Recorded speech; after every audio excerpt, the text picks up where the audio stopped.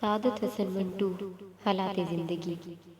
نامور Urdu fiction writer, شاہکار افسانوں کے خالق، جن میں ٹھنڈا گوشت، کھول دو، ڈوبا ٹیکسنگ، بو وغیرہ قابل ذکر ہے۔ سعادت حسن منٹو کا تعارف۔ اصلی نام سعادت حسن منٹو تھا۔ پیدائش 11 مئی 1912 لدھیانہ، پنجاب میں پیدا ہوئے۔ وفات 18 جنوری 1955 لاہور، پنجاب میں وفات پائی۔ جھوٹی دنیا کا سچا افسانہ نگار۔ میری زندگی ایک دیوار ہے جس کا پلستر میں ناخنوں سے کھرچتا رہتا ہوں۔ کبھی چاہتا ہوں کہ اس کی تمام اینٹیں پراگندہ کر دوں، کبھی یہ جی میں آتا ہے کہ اس کے ملبہ کے ڈھیر پر ایک نئی عمارت کھڑی کر دوں۔ منٹو۔ منٹو کی زندگی ان کے افسانوں کی طرح نہ صرف یہ کہ دلچسپ بلکہ مختصر بھی تھی۔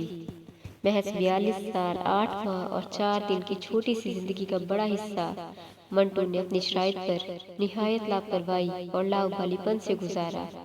انہوں نے زندگی کو ایک بازی کی طرح کھیلا اور ہار کر بھی جیت گئے۔ غیر اردو داں طبقہ اردو شاعری کو اگر غالب کے حوالے سے جانتا ہے تو فکشن کے لیے اس کا حوالہ منٹو ہے۔ اپنی تقریباً 20 سال ادبی زندگی میں منٹو نے 270 افسانے، 100 سے زیادہ ڈرامے، کتنی ہی فلموں کی کہانیاں اور مکالمے اور ڈھیروں نامور اور گمنام شخصیات کے خاکے لکھ ڈالے۔ 20 افسانے تو انہوں نے صرف 20 دنوں میں اخبارات کے دفاتر میں بیٹھ کر لکھے۔ ان کے افسانے ادبی دنیا میں تہلکہ مچا دیتے تھے۔ ان پر کئی بار فحش نگاری کے مقدمات چلے اور پاکستان میں 3 مہینے کی قید اور 300 جرمانہ بھی ہوا۔ پھر اسی پاکستان نے ان کے مرنے کے بعد ان کو ملک کے سب سے بڑے سویلین ایوارڈ نشان امتیاز سے نوازا۔ جن افسانوں کو فحش قرار دے کر ان پر مقدمے چلے، ان میں سے بس کوئی ایک بھی منٹو کو زندہ جاوید بنانے کے لیے کافی تھا۔ بات صرف اتنی تھی کہ بقول وارث الوی، منٹو کی بے لاگ اور سفاک حقیقت نگاری نے بے شمار عقائد، مسلمات اور تصورات کو توڑا اور ہمیشہ شعلہ حیات کو برہنہ انگلیوں سے چھونے کی جرأت کی۔ منٹو کے ذریعے پہلی بار ہم ان حقائق سے آشنا ہوتے ہیں جن کا صحیح علم نہ ہو تو دل نرم و نازک اور آرام دہ عقائد کی تحویل میں چھوٹی موٹی شخصیتوں کی طرح جیتا ہے۔ منٹو نے خیالی کرداروں کی بجائے سماج کے ہر طبقے اور ہر طرح کے انسانوں کی رنگا رنگ زندگیوں کو ان کی نفسیاتی اور جذباتی تہ دل کے ساتھ اپنے افسانوں میں منتقل کرتے ہوئے معاشرہ کے مکروہ چہرے کو بے نقاب کیا۔ منٹو کے پاس معاشرہ کو بدلنے کا نہ تو کوئی نعرہ ہے نہ خواب۔ ایک ماہر حکیم کی طرح وہ مریض کی نبض دے کر اس کا مرض بتا دیتے ہیں۔ اب اس کا علاج کرنا ہے یا نہیں، اور اگر کرنا ہے تو کیسے کرنا ہے، یہ سوچنا مریض اور اس کے لواحقین کا کام ہے۔ سعادت حسن منٹو 11 مئی 1912 کو لدھیانہ کے قصبے سمرالہ کی ایک کشمیری گھرانے میں پیدا ہوئے۔ ان کے والد کا نام مولوی غلام حسین تھا اور وہ پیشہ سے جج تھے۔ منٹو ان کی دوسری بیوی کے بطن سے تھے اور جب زمانہ منٹو کی تعلیم و تربیت کا تھا وہ ریٹائر ہو چکے تھے۔ مزاج میں سخت گیری تھی، اس لیے منٹو کو باپ کا پیار نہیں ملا۔ منٹو بچپن میں شریر کھلنڈرے اور تعلیم کی طرف سے بے پرواہ تھے۔ میٹرک میں 2 بار فیل ہونے کے بعد 3rd ڈویژن میں امتحان پاس کیا۔ وہ اردو میں فیل ہو جاتے تھے۔ باپ کی سخت گیری نے ان کے اندر بغاوت کا جذبہ پیدا کیا۔ یہ بغاوت صرف گھر والوں کے خلاف نہیں تھی بلکہ اس کے دائرہ میں زندگی کے تمام مسلمہ اصول آ گئے، جیسے انہوں نے فیصلہ کر لیا ہو کہ انہیں زندگی اپنی اور صرف اپنی شرائط پر جینی ہے۔ اسی نفسیاتی گتھی کا ایک دوسرا پہلو لوگوں کو اپنی طرف متوجہ کرنے کا شوق تھا۔ اسکول کے دنوں میں ان کا محبوب مشغلہ افواہیں پھیلانا اور لوگوں کو بیوقوف بنانا تھا۔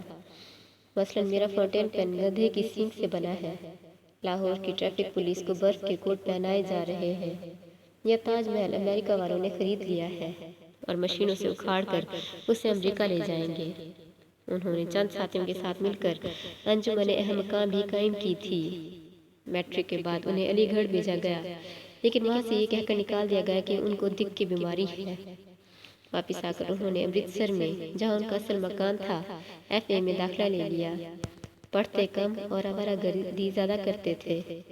ایک رئیس زادے نے شراب سے تعارف کرایا اور موصوف کو جوئے کا بھی چسکا لگ گیا۔ شراب کے سوا جس نے ان کو جان لے کر ہی چھوڑا۔ منٹو زیادہ دن کوئی شوق نہیں پالتے تھے۔ طبیعت میں اضطراب تھا۔ منٹو کا امرتسر کے ہوٹل شیراز میں آنا جانا ہوتا تھا۔ وہیں ان کی ملاقات باری سے ہوئی۔ وہ اس وقت اخبار مساوات کے ایڈیٹر تھے۔ وہ منٹو کی ذہانت اور ان کے داخلی انتشار کو بھانپ گئے۔ انہوں نے نہایت مخلصانہ اور مشفقانہ انداز میں منٹو کو صحافت کی طرف مائل کیا اور ان کو تیرتھ رام فیروز پوری کے ناول چھوڑ کر آسکر وائلڈ اور وکٹر ہیگو کی کتابیں پڑھنے کی ترغیب دلائی۔ منٹو نے بعد میں خود اعتراف کیا کہ اگر ان کو باری صاحب نہ ملتے تو وہ چوری یا ڈاکہ کے جرم میں کسی جیل میں گمنامی کی موت مر جاتے۔ باری صاحب کی فرمائش پر منٹو نے وکٹر ہیگو کی کتاب دی لاسٹ ڈے آف اے کنڈیمنڈ مین کا ترجمہ 10-15 دن کے اندر سرگزشت اسیر کے نام سے۔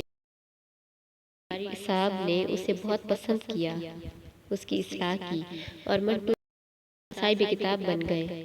اس کے بعد منٹو نے آسکر وائلڈ کے اشتراکی ڈرامے ویرا کا ترجمہ کیا، جس کی اصلاح اختر شیرانی نے کی اور مسودہ پر اپنے دستخط کیے، جس کی تاریخ 18 نومبر 1934 ہے۔ باری صاحب انہی دنوں مساوات سے الگ ہو کر فلک سے وابستہ ہو گئے۔ فلک کے پہلے شمارے میں منٹو کا پہلا تبادات افسانہ تماشا شائع ہوا۔ 1935 میں منٹو بمبئی چلے گئے۔ ادبی حلقوں میں بطور افسانہ نگار ان کا تعارف ہو چکا تھا۔ ان کو پہلی ملازمت ہفتہ وار پارس میں ملی۔ تنخواہ 40 روپے ماہوار تھی، لیکن مہینہ میں مشکل سے 10-15 روپے ہی ملتے تھے۔ اس کے بعد منٹو نذیر لدھیانوی کے ہفتہ وار مصور کے ایڈیٹر بن گئے۔ انہی دنوں انہوں نے ہمایوں اور عالمگیر کے روسی ادب نمبر مرتب کیے۔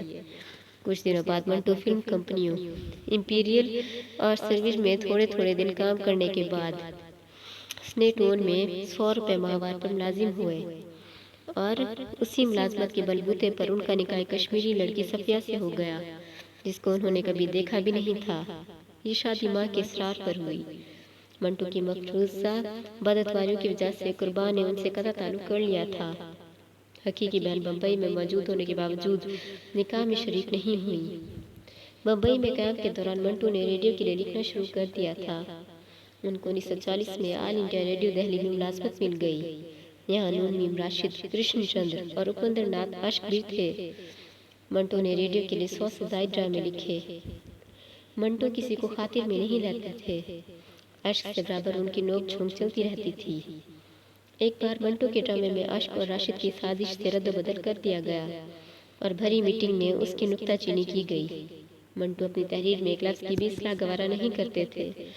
گرما گرمی ہوئی، لیکن فیصلہ یہی ہوا کہ اصلاح شدہ ڈرامہ ہی نشر ہوگا۔ منٹو نے ڈرامے کا مسودہ واپس لیا، نوکری کو لات ماری اور بمبئی واپس آ گئے۔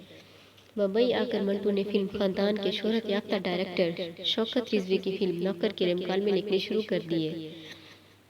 انہیں پتہ چلا کہ شوکت کچھ اور لوگوں سے بھی مکالمے لکھوا رہے ہیں۔ یہ بات منٹو کو بری لگی اور وہ شوکت کی فلم چھوڑ کر 100 روپے ماہوار پر بطور مکالمہ نویس فلمستان چلے گئے۔ یہاں ان کی دوستی اشوک کمار سے ہو گئی۔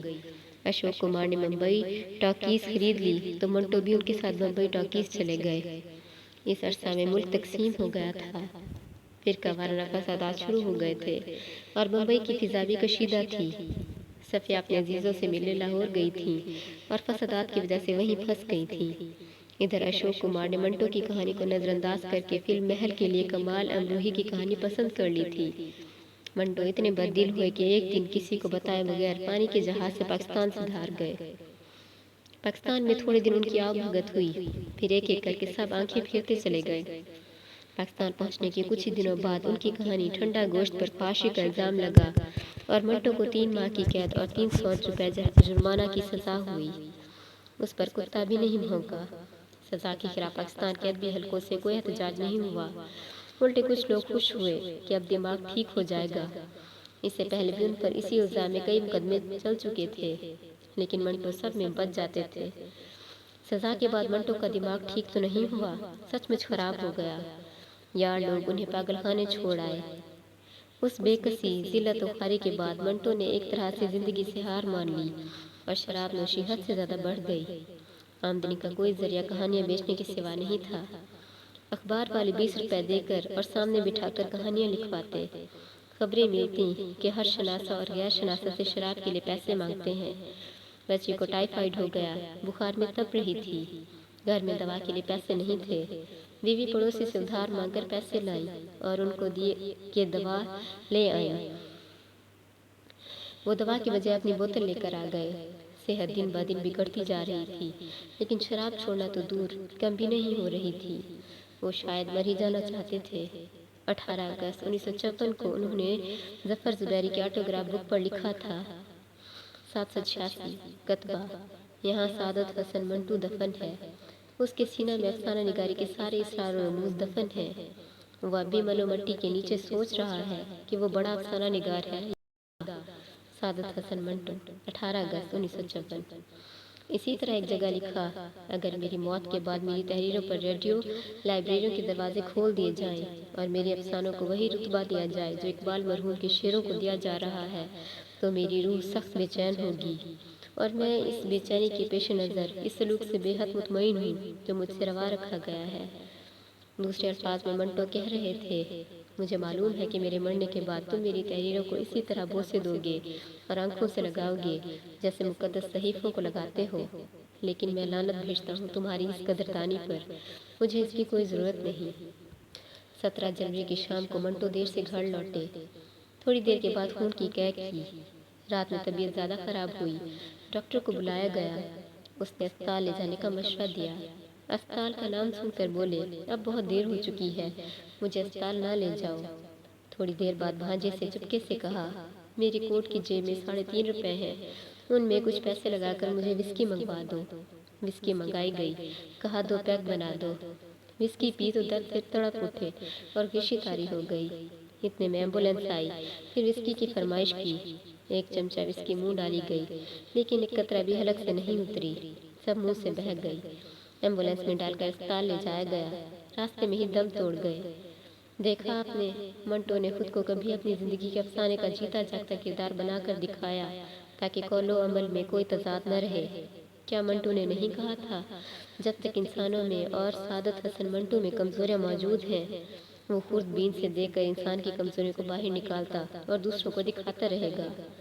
लोग कहते हैं कि मंटो को फाश निगार कहना उनकी तौहीन है। दरअसल उनको महज अफसाना निगार कहना भी उनकी तौहीन है, इसलिए कि वो अफसाना निगार से ज़्यादा हकीकत निगार है और उनकी निगारिश किसी अजीम मुसव्विर से कम दर्जा की नहीं। एक किरदार निगार इतनी ताकतवर है कि लोग किरदारों में ही गुम होकर रह जाते हैं और किरदार निगार के आर्ट की बारीकियां पर से पुष्ट चली जाती हैं। मंटो अफसाना निगार ना होते तो बहुत बड़े शायर या मुसव्विर होते। मंटो की फ़नी खसूसियात सबसे जुदा है। उन्होंने अफसाने को हकीकत और ज़िंदगी से बिल्कुल करीब कर दिया और इसे ख़ास पहलुओं और ज़ावियों से कारी तक पहुँचाया। अवाम को ही किरदार बनाया और अवाम ही के अंदाज में अवाम की बातें की। इसमें शक नहीं कि फ़िक्शन में प्रेमचंद और मंटो की वही हैसियत है जो शायरी में मीर और गालिब की।